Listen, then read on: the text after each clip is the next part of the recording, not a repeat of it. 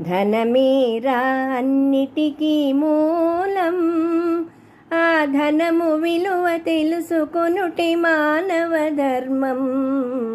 ధనమేరా అన్నిటికీ మూలం, ఆ ధనము విలువ తెలుసుకొనుటే మానవ ధర్మం.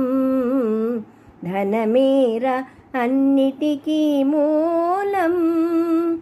మానవుడే ధనమన్నది సృజించెనురా, దానికి తానే తెలియని దాసుడాయరా.